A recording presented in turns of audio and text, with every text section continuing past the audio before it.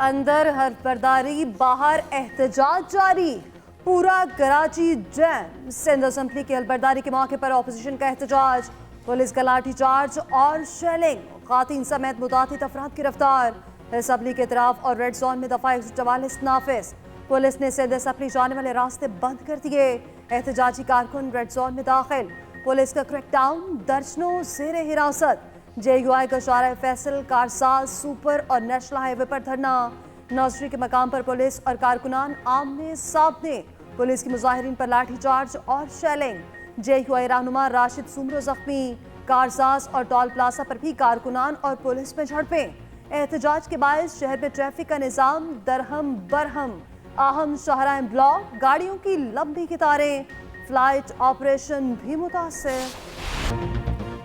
झूठे इल्जामात से ब्लैकमेल नहीं होंगे। बिलावल भुट्टो का दो टोक ऐलान। कहा जो धांधली के बगैर जीत नहीं सके वो एहतजाज कर रहे हैं। एहतजाज करने वाले बताएं तो सही किस निशिस्त पर धांधली हुई।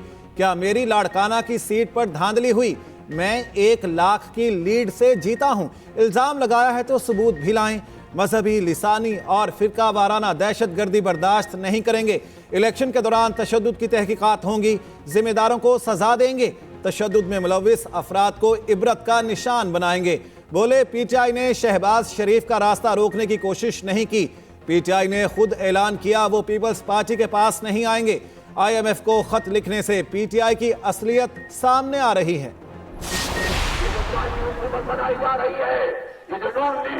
ये जो पीपल्स पार्टी और MKM का एक जाली किस्म का इत्तेहाद है, ये जिनको जिताया गया है इनके चेहरों पर मुजरी छाई हुई है, और जो हक के साथ है वो तरोताजा है, वो लड़ रहे हैं और आवाम के साथ मौजूद है। इसलिए ये जाली हुकूमत चलने वाली नहीं है। GDA का प्रेस क्लब, जमात इस्लामी का असेंबली तक मार्च, मुजाहिरीन की इलेक्शन कमीशन और पुलिस के खिलाफ नारेबाजी। शुरका से खिताब में हाफिज नईम ने कहा ये जाली हुकूमत चलने वाली नहीं। इनके चेहरे बता रहे हैं इन्होंने हमारे मैंडेट पर कब्जा किया है। मुत्तहिदा और PP कहां से आ गई? हलीम आदिल शेख ने कहा चोरी के मैंडेट से नकाब उठ रहा है। इलेक्शन कमीशन साफ और शफाफ इलेक्शन कराने में नाकाम हो गया। सफदर अब्बासी ने कहा रियासती ताकत के इस्तेमाल के खिलाफ मंगल को पूरे सिंध में एहतजाज होगा। GDA का 27 फरवरी को योम सियाह मनाने का ऐलान।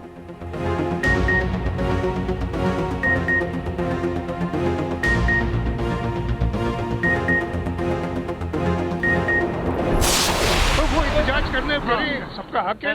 मैं ये उम्मीद करूंगा कि कानून को अपने हाथ में नहीं लेंगे। वो एहतजाज करेंगे, हम अंदर हलफ उठाएंगे। सब रिजेक्टेड लोग हैं, अवाम ने इनको रिजेक्ट कर दिया है। जब अवाम ने रिजेक्ट किया है तो आपके पास एक चॉइस है कि आप चले जाएं ट्रिब्यूनल्स में। एहतजाज करना लोगों का हक, कानून हाथ में ना ले। नामजद वज़ीर आला सिंध मुराद अली शाह की वार्निंग। कहा मसाइल बहुत हैं, मिलकर हल करेंगे। स्पीकर सिंध असेंबली आगा सिराज दुरानी ने कहा असेंबली के बाहर एहतजाज करने वालों को अवाम ने मुस्तरद किया। ऐवान की हिफाजत के लिए इकदाम किए। तमाम मेंबरान असेंबली के रूल्स को फॉलो करें। फरियाल तालपुर कहती हैं पीपल्स पार्टी अपने मंशूर पर अमल करेगी। कामयाब कराने पर सिंध के अवाम का शुक्रिया अदा करती हूँ। शर्जील बेमन ने कहा सिंध असेंबली बेहतर कानून साजी करेगी। IMF को खत लिखना 9 मई से बड़ा वाक़या है। वो जमात मुदाखलत कर रही है जो कहती थी बैरूनी मुदाखलत नामंजूर। मैं दिल से हलफ उठाता हूँ माँ खुलूस नियत सा पाकिस्तान जो हामी वफादार रहंदुस that as a member of the Provincial Assembly of Sindh I will perform my functions honestly to the best of my ability faithfully in accordance with the Constitution of the Islamic Republic of Pakistan. May Allah Almighty help and guide me. Ameen. May Allah Almighty help me and guide me. Ameen. Sindh assembly के नामुंतखब अरकान ने हल्फ उठा लिया। मेंबरान से सिंधी, उर्दू और अंग्रेजी में हल्फ लिया गया। पीपल्स पार्टी के 111 और MKM के 36 अरकान शरीक हुए। GDA और जमात इस्लामी अरकान ने एहतजाजन हल्फ ना उठाया। कल स्पीकर और डिप्टी स्पीकर का इंतखाब होगा। उम्मीदवारों के कागजात जमा। अवैस शाह स्पीकर और Naveed Anthony deputy speaker Peoples Party के उम्मीदवार।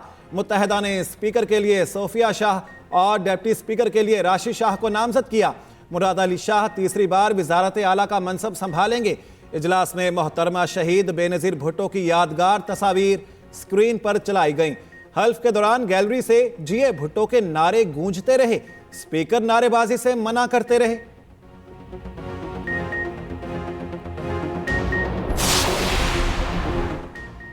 पंजाब असेंबली के नए स्पीकर कौन? नून लीग के मलिक मोहम्मद अहमद खान, सुन्नी काउंसिल के अहमद खान भच्चर में मुकाबला। ईवान में वोटिंग मुकम्मल, गिनती जारी। इजलास 1.5 घंटा ताखीर से शुरू हुआ। नामजद वजीर आला मरियम नवाज की आमद पर ईवान में हंगामा, शोर शराबा। सुन्नी इत्तेहाद काउंसिल और नून लीगी अरकान की एक दूसरे के खिलाफ नारेबाजी। सुन्नी काउंसिल के स्पीकर के लिए नामजद उम्मीदवार अहमद खान भच्चर ने कहा उनके अरकान को असम्बली आने से रोका जा रहा है। मियां असलम इकबाल महफूज मकाम पर हैं। इजलास के दौरान 6 नौमुंतखब अरकान ने हल्फ उठा लिया। हल्फ लेने वालों में सुन्नी काउंसिल हाफिज फरहत भी शामिल।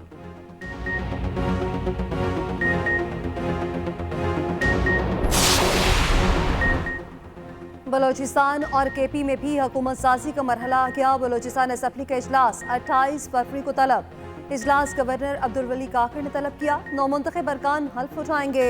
उधर खैबर पख्तूनख्वा असेंबली का इजलास भी 28 फरवरी को बुला लिया गया। नौमुंतखब अरकान हल्फ लेंगे। स्पीकर और डिप्टी स्पीकर का चुनाव भी होगा।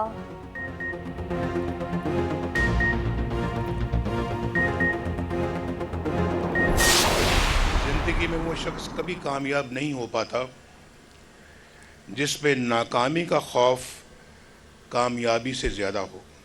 आपने कभी उन मुश्किलात से घबराना नहीं है, क्योंकि सितारे हमेशा अंधेरे में ज़्यादा चमकते हैं। आपका पेशा मसीहाई है और आपने अब अमली मैदान में जाकर दुखी इंसानियत की खिदमत करनी है।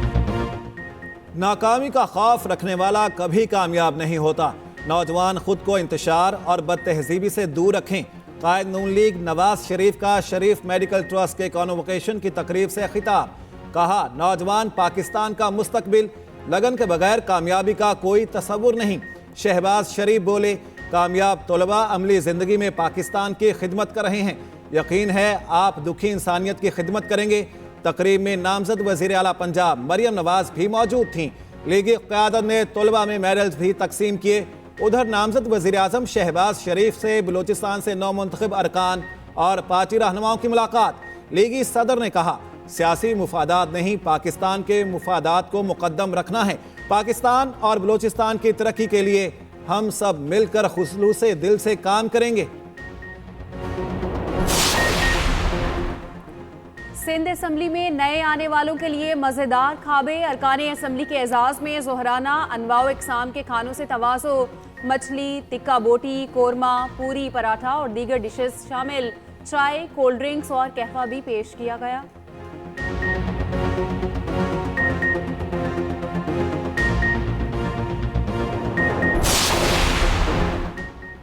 पंजाब के निगरां और नामजद वज़ीर आला की बैठक। निगरां वज़ीर आला की मरीम नवाज से जाती उम्रा में मुलाकात। पार्टी ज़राए के मुताबिक मोहसिन नकवी ने मरीम नवाज को वज़ीर आला नामजद होने पर मुबारकबाद पेश की। मरीम नवाज ने बतौर निगरां वज़ीर आला बेहतरीन कारकर्दगी पर खैराज तहसीन पेश किया। मुलाकात में सूबे के इंतज़ामी उमूर पर तबादला ख्याल किया गया।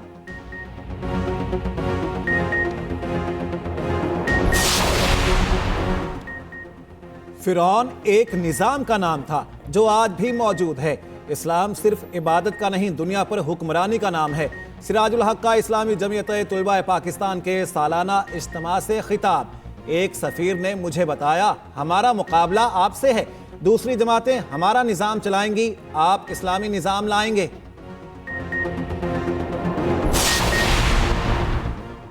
बैरिस्टर गौहर के खिलाफ बयान देना शेर अफजल मरवत को महंगा पड़ गया। तहरीक इंसाफ ने शोकास नोटिस जारी कर दिया।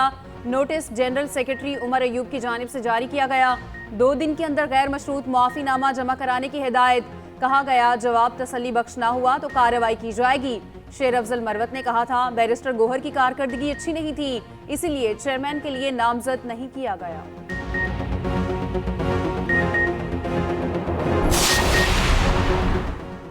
9 मई केसेस में बानी पीटीआई की हाजिरी के बगैर कार्रवाई जारी रखने का हुक्म। 7 मुकदमात में अबूरी जमानत में 1 मार्च तक तोसी। इज़दाद दहशतगर्दी अदालत के जज अरशद जावेद के रूबरू समात।